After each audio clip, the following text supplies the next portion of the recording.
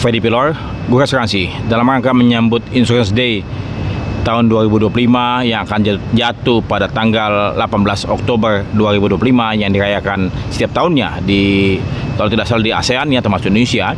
Saya ingin meminta kepada semua praktisi perasuransian, kepada pengurus asosiasi dan kepada regulator agar kita senantiasa dapat melakukan edukasi ya, yang secara rutin, secara masif, konsisten di setiap kota, di setiap lapisan masyarakat, bukan hanya cuman sekedar di hotel-hotel berbintang, tapi melalui platform-platform sosial media dan segala macam. Bayangkan kalau setiap perusahaan asuransi memiliki platform sosial media dan kemudian mereka melakukan membuat satu konten saja ya, edukasi setiap hari, dan semua perusahaan asuransi diwajibkan untuk itu, semua perusahaan perasuransian diwajibkan untuk itu, maka saya percaya industri perasuransi Indonesia akan berubah dalam waktu 3 tahun ke depan, akan berubah. Ya, kenapa? Karena begitu banyak masif ya edukasi yang dilakukan oleh kita semua, sehingga saya percaya masyarakat Indonesia makin lama makin kritis, makin lama makin cerdas, dan kemudian mereka aware dan mereka akan akhirnya membeli polis asuransi ya.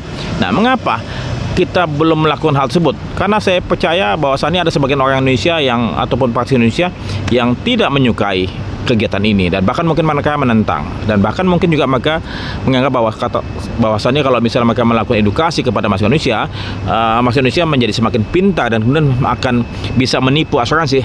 Saya pikir ini orang yang paranoid, orang yang kurang cerdas ya.